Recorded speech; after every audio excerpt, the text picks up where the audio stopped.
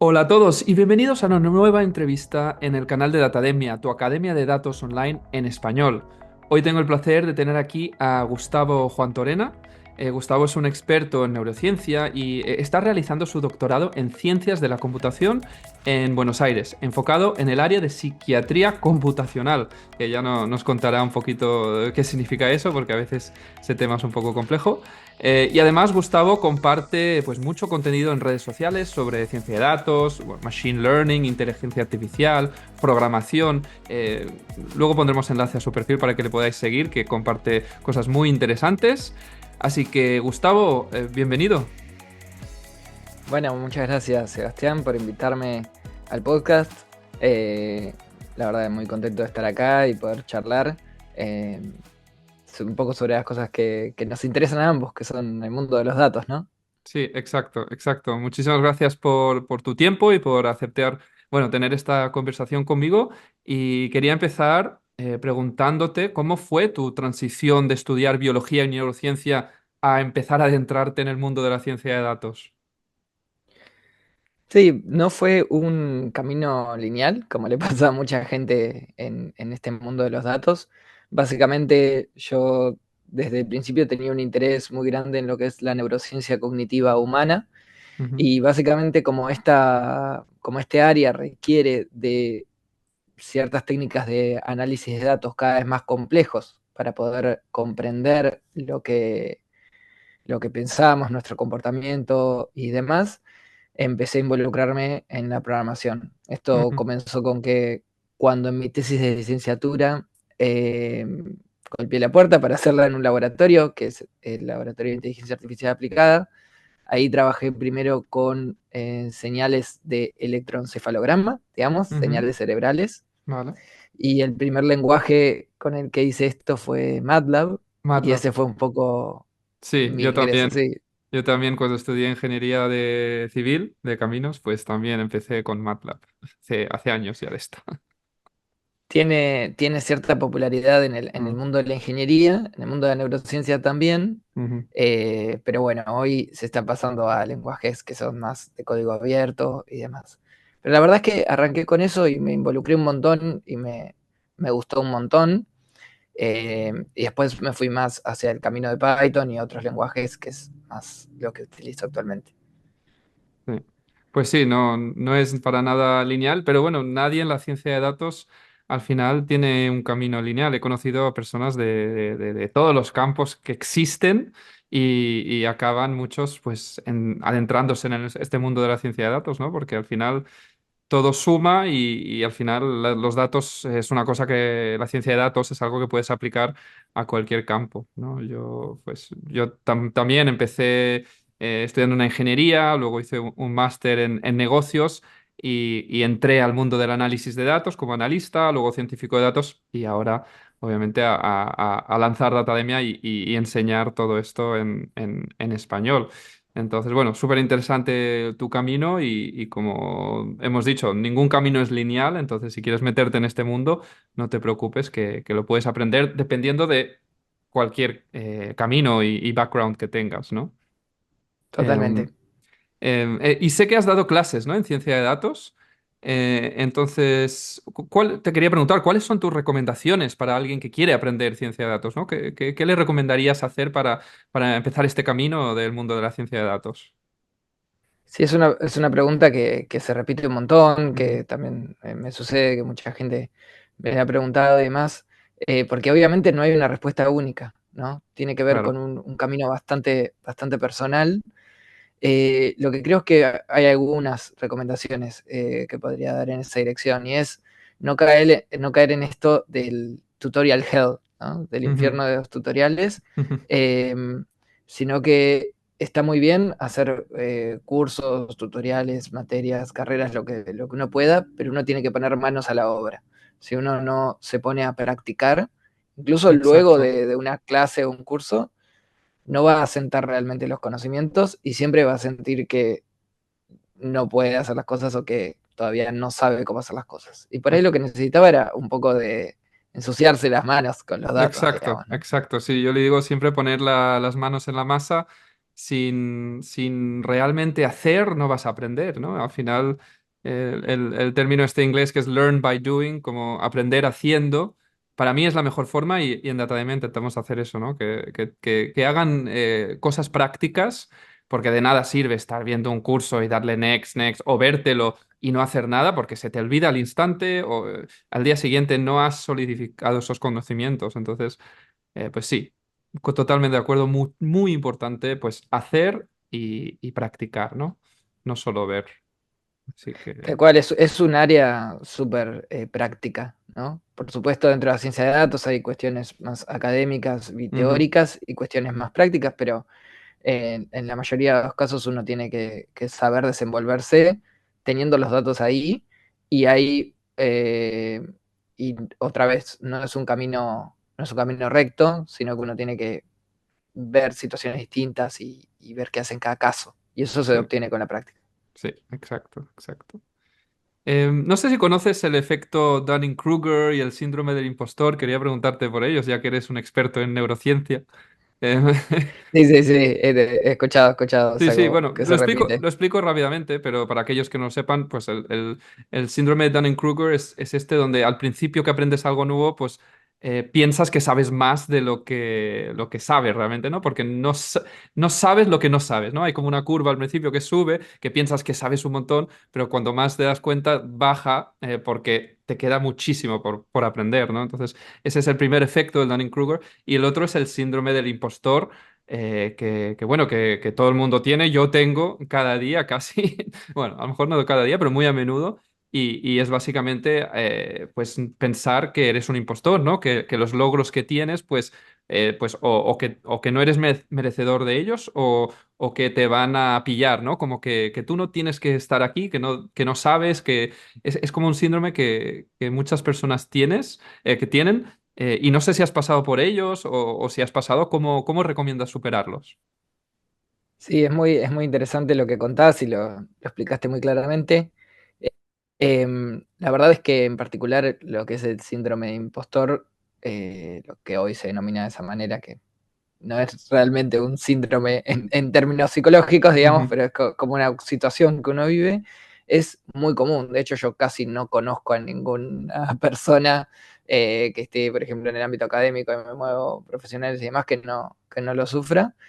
El tema es cómo lidiar con eso, ¿no? mm, A mí me pasa un montón, en particular, justamente vengo de una disciplina distinta que es la biología, neurociencia y pasar al mundo de los datos.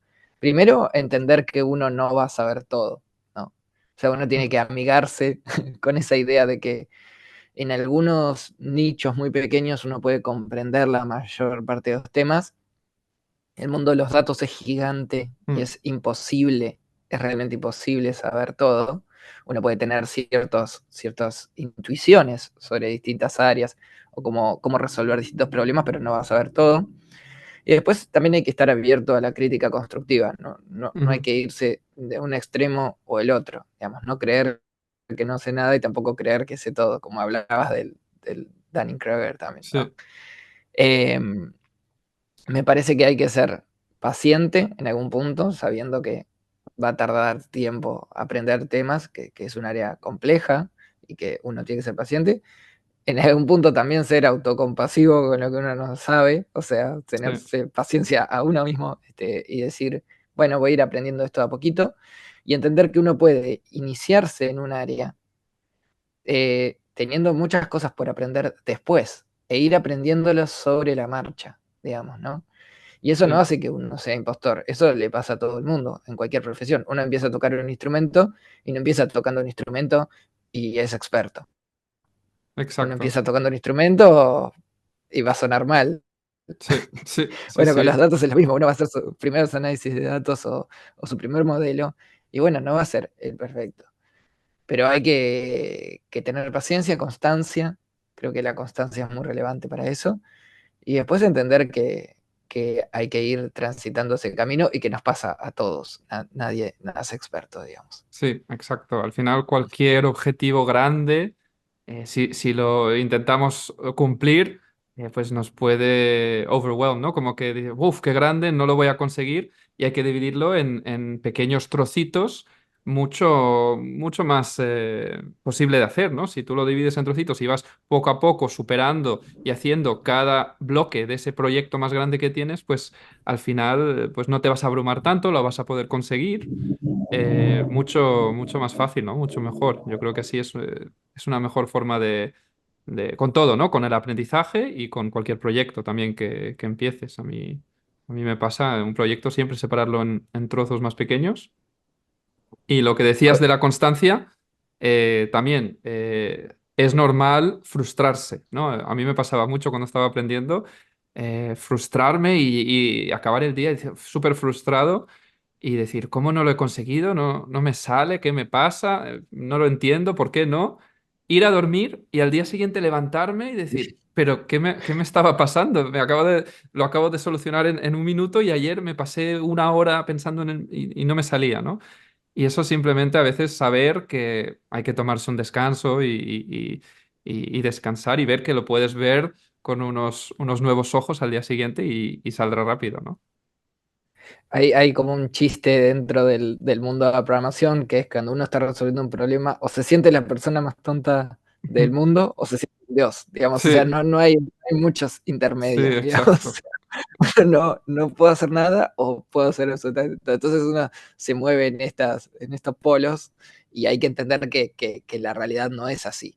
La Mm, realidad es que uno se enfrenta a problemas en un gradiente de dificultades, digamos, y bueno, a veces te sale mejor, a veces te sale peor, pero sí, lo de irse a dormir y al otro día resolverlo es buenísimo y eso obviamente también tiene base neurocientífica, ¿no? O mm, sea, nuestro cerebro no se apaga cuando nos acostamos, claro, sino y sigue funcionando, entonces realmente esas cosas pasan. sí, sí, pues sí, súper interesante. Entonces, cualquiera que nos está viendo y está intentando aprender algo y se está frustrando, simplemente cierra el ordenador, apaga y mañana vuelve a intentarlo y con nuevos ojos seguro que te sale, que lo solucionas, que todos hemos pasado por esto. Bueno, pues quería preguntarte sobre este término, ¿no? El psiquiatría computacional, que es un buen término, y seguro que muchas personas no tienen ni idea de qué trata, ¿no? De psiquiatría, de computación, ¿no? Ciencia de datos. ¿Por qué no nos lo explicas tú y nos cuentas un poquito en lo que estás trabajando? Perfecto. Sí, es un término bastante nuevo, de hecho en algún punto involucra bastantes cosas distintas. Eh, es uno de los campos, digamos, en los que estoy trabajando en el doctorado. Básicamente tiene que ver, resumiendo, con llevar herramientas de la ciencia de la computación a ayudar a diagnosticar o entender mejor enfermedades neurológicas, Ujú. psiquiátricas. Se llama psiquiatría computacional, pero en algunos casos toma temas de la neurología, neuropsicología y de la psiquiatría también. Vale. En particular, hay otras personas que lo que hacen es analizar datos, por ejemplo, de texto, de entrevistas psiquiátricas para poder clasificar Ujú. pacientes o personas control. Otras personas se encargan de analizar datos de voz o de video, demás. En mi caso particular, con lo que trabajo mucho es una técnica que se llama seguimiento ocular o eye tracking. Ujú. Básicamente, lo que nos permite esta técnica es por medio de un dispositivo especial o también de cámaras tradicionales, pero normalmente un hardware específico, nos permite detectar dónde están las pupilas de la persona y eso mapearlo a dónde está mirando en la pantalla. Entonces Mm. podemos tener un dato, una serie temporal de dónde está mirando en cada momento con mucho nivel de detalle. Entonces, en mi trabajo de psiquiatría computacional tiene que ver con llevar test neurológicos que se hacen normalmente en lápiz y papel, Ujú. donde las personas tienen que resolver tareas, escribiendo y haciendo cosas distintas, a la computadora. Y que las personas lo resuelvan utilizando el mouse bueno, y mientras capturamos qué es lo que están viendo. Entonces, con esos patrones de movimiento de la mano con el mouse y de dónde está mirando, podemos tener una visión, podemos comprender de manera más detallada qué es lo que está pasando en cada etapa de la resolución de la tarea Ujú. y además puede servirnos también para clasificar distintas poblaciones, personas que tienen ciertas dificultades o déficits y personas que no los tienen. Wow, qué interesante. Sí, sí. Al final la ciencia de datos, cada vez más los datos se están aplicando, bueno, y la inteligencia artificial, computer vision, todo esto se está aplicando en un montón de diferentes campos y seguro que se va a ir ya aplicando en todos los campos casi posibles y tu caso lo puede explicar y es súper interesante. Así que, bueno, muchas gracias por compartir. A mí me queda un poquito más claro lo que es la psiquiatría computacional, que no estaba muy seguro. Así que gracias. Y quería preguntarte qué herramientas utilizas, ¿no? Supongo que, bueno, has mencionado que programas, supongo a lo mejor Python. ¿Por qué no nos cuentas un poquito más qué herramientas, tecnologías utilizas en tu día a día y cuáles son indispensables, ¿no? Para alguien que quiere trabajar con datos?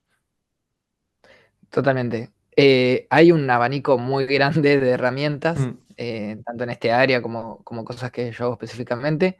Creo que no lo aclaré anteriormente, pero bueno, yo trabajo en el Laboratorio de Inteligencia Artificial Aplicada de la Universidad de Buenos Aires, así que sin dudas hay una idea de usar bastantes técnicas del estado del arte, de la inteligencia artificial, ujú, digamos, ¿no?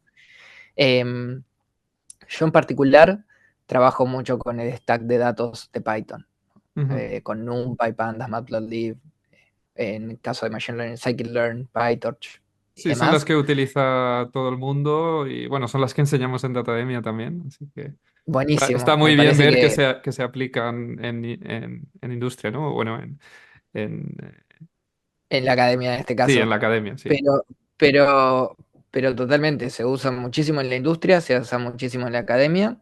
Eh, yo particularmente soy bastante fan de Python, o sea, me gusta leer libros para entender los Ujú, detalles finos del lenguaje y demás. Pasando de MATLAB a Python, disfruté mucho esa transición porque me gusta mucho más.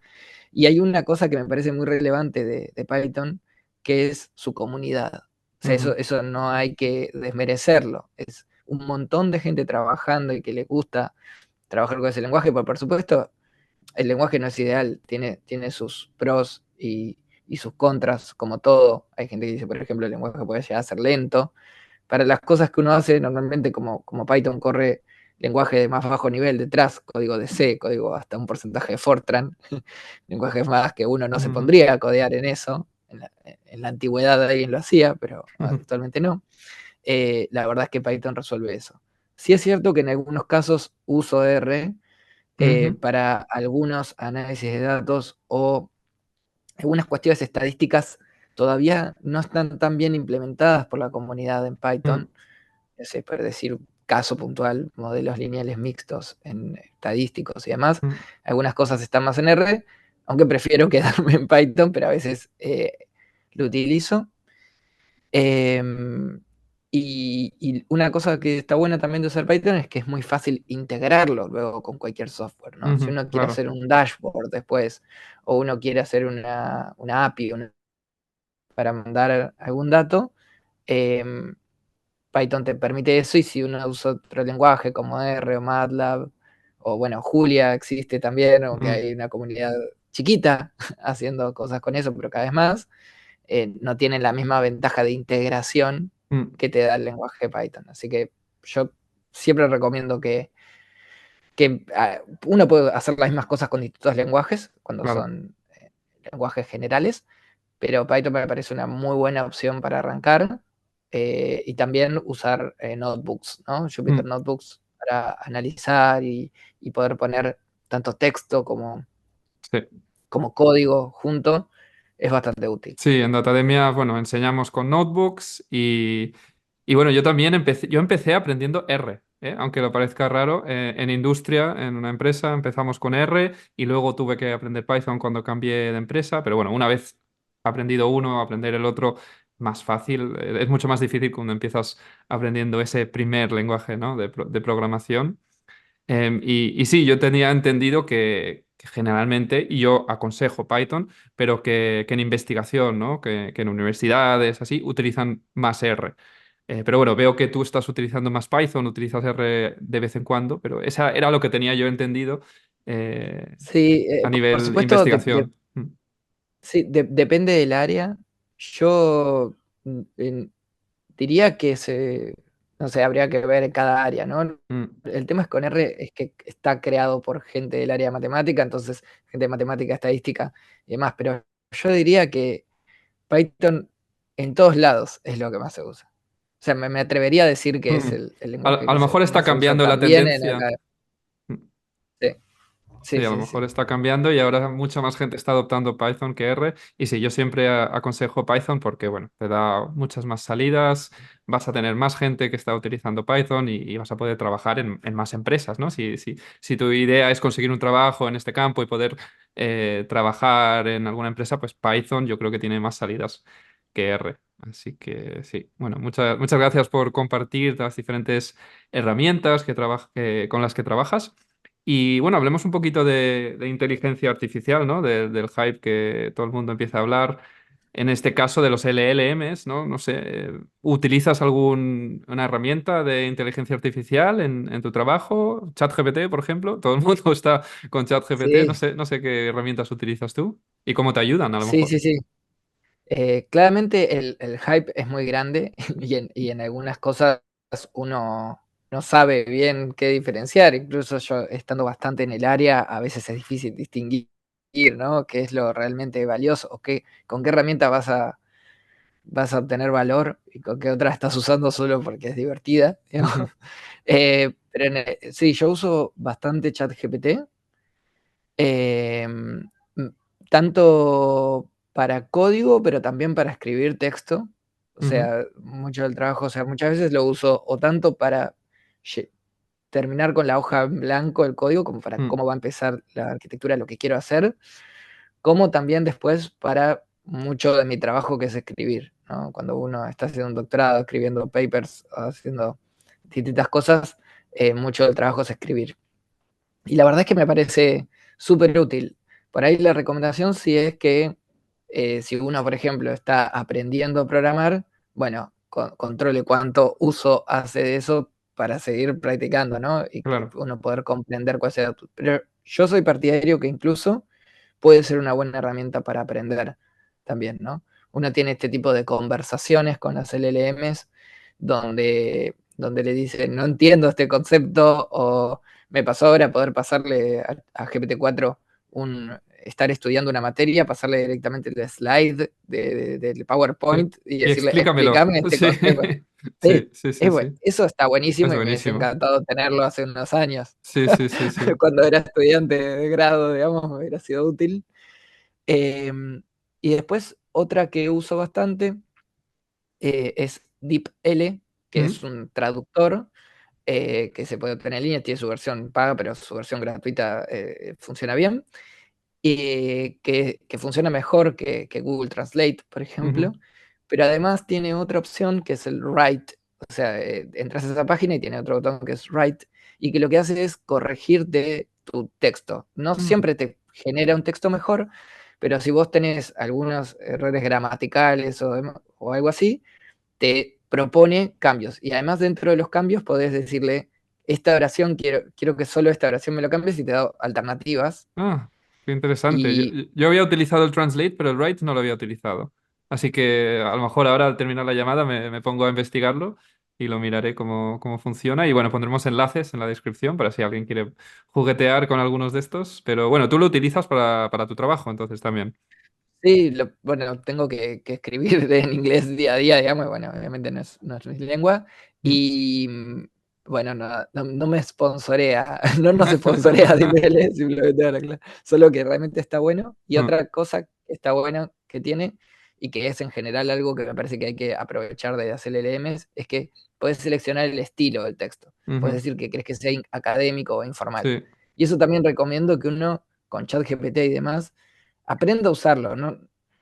Tómense el tiempo, si lo van a utilizar en el día a día, de aprender un poquito cómo son los prompts. No meterme en prompt engineering ni nada, sino aprender lo básico como para decir, quiero que me devuelvas esto con un estilo formal, ¿no? Hay algo que es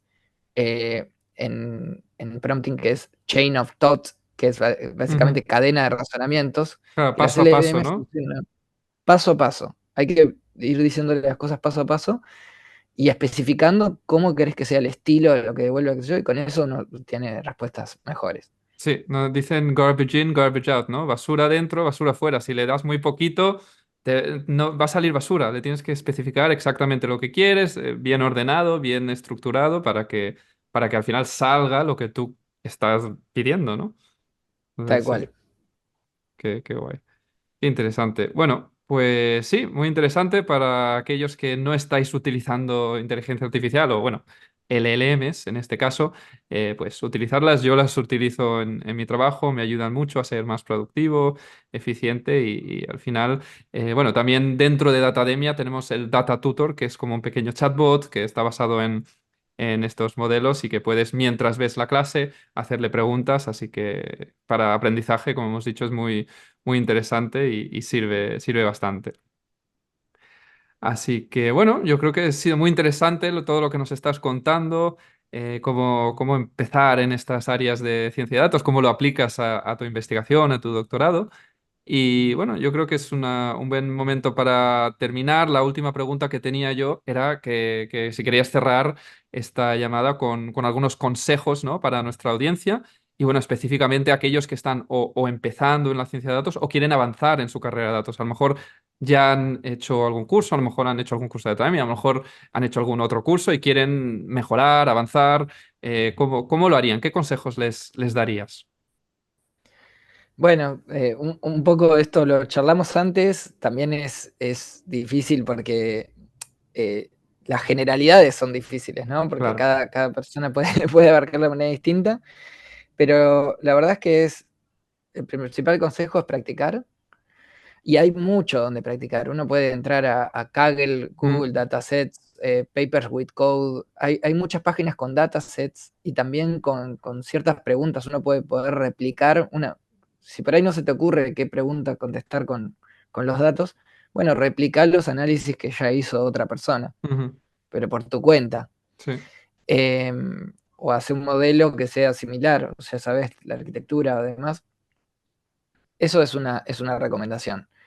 No dejar de estudiar los básicos. Hay un tema también con cuánto miedo tenerle o no la matemática Mm, detrás de todo esto. Yo no soy el mejor en matemática, digamos, mm. y creo que no es que uno tiene que ser experto en eso. Sí tiene que seguir estudiándolo siempre. O sea, Sí, uno pero tiene que seguir aprendiendo lo básico mientras sigue avanzando. exacto. Es volver hacia atrás y volver a reforzar, bueno, entiendo bien cuestiones estas básicas de álgebra lineal, entiendo que es un vector, que es una matriz, etcétera. Bueno, volver para atrás, pero seguir hacia adelante, ¿no? Es revisitar y volver a estudiar un poquito más avanzado y volver a verlo de Sí, principio. Yo que no te recomiendo pare, eso. ¿no? Que Es, sigas avanzando y algún momento alguna cosa no sabes, siempre puedes volver atrás y revisarlo y repasarlo y cosas que yo estudié en la universidad que ni me acordaba y he tenido que volver a verlas y no pasa nada. Es completamente normal. Aprovechen los recursos que hay en Internet, Mm, bueno, cursos como los de Academia, sin dudas, y todo se puede unir, ¿no? Digamos, donde me falta algo que creo que me lo tienen que explicar más detalladamente, entro a YouTube, entro a Google, busco, manténganse curiosos, es un ujú, poco la recomendación, ¿no? Si uno no es un área donde uno puede, no sé si la palabra es relajarse, pero digo, donde uno puede dejar de aprender. Es una mm, cosa de conocimiento constante y disfrutarlo, ¿no? Porque si uno está en este área, tiene que ser porque a uno le gusta. Creo que las opciones profesionales son muy buenas y que si uno logra encontrar, además hay muchas áreas distintas, si uno encuentra el mm. subárea que le interesa más, eh, puede tener una buena carrera y puede disfrutar de su trabajo también, ¿no? Exacto. Pues sí, pues muchísimas gracias, Gustavo, por tus recomendaciones. Y bueno, ha sido un placer hablar contigo. Te quería agradecer muchísimo tu perspectiva, todo lo que has compartido con nosotros. Y bueno, ¿y dónde es el mejor canal para que te contacten? No sé si alguien a lo mejor está interesado en el mundo de la psiquiatría computacional o quiere contactar contigo. Bueno, obviamente me imagino que será LinkedIn, ¿no? Porque compartes mucho contenido por ahí. Totalmente, la red que utilizo más para divulgación y para comunicarme con gente es LinkedIn, que pueden buscarme, bueno, les va a aparecer acá mi nombre, Gustavo Juan Torrena. Sí, pondremos un Eh, enlace en la descripción para que todos puedan directamente hacer clic y tendrás un montón de peticiones. Totalmente, la verdad que contento de que me hablen, suelo ser una persona bastante abierta, digamos, y a escuchar a los que vengan a proponer, o si alguien dice, bueno, me quedó resonando alguno de tus comentarios y quisiera charlar más sobre eso, abierto, a veces puede pasar que tarde en contestar algún mensaje porque a veces en algún momento suele suceder, pero la verdad que súper contento de eso y bueno, ni hablar de cuestiones de mi investigación y de lo que estamos tratando de llevar a cabo desde el laboratorio, sin dudas súper abierto a eso. Y quizás aprovecho acá también para recomendar un proyecto en el que estamos trabajando, Ujú. que es, nosotros creamos una plataforma que se llama datapruebas.org. Vale. Básicamente es una plataforma, no es algo con fines de lucro ni nada, simplemente estamos adquiriendo datos de experimentos online, juegos online, que nos permiten tener datos de neurociencia, digamos, de comportamiento, que nosotros podemos utilizarlos para poder entender un poco más dentro de este área de la psiquiatría computacional. Entonces también por ahí podemos dejar el link, Sí, se pondremos pueden, enlaces en la descripción de todo. Sí, sí. buenísimo, se pueden registrar y participar y a nosotros nos están ayudando a entender un poquito más qué está pasando en el cerebro y ojalá en el futuro también poder dar alguna ayuda con diagnósticos y tratamientos. Qué bueno, qué bueno. Pues sí, pondremos el enlace de LinkedIn de Gustavo, también pondremos el enlace a datapruebas.org, pues si alguno quiere ver qué tipos de juegos, aplicaciones tienen para este ámbito de la psiquiatría computacional, que a veces me cuesta decirlo, y para ayudar a Gustavo y a su equipo pues a entender más sobre el cerebro humano. Así que bueno, Gustavo, otra vez, muchísimas gracias por tu tiempo, me ha encantado hablar, conversar contigo. Así que yo creo que lo dejamos aquí y a todos los que nos estáis viendo, pues nos vemos en el siguiente vídeo.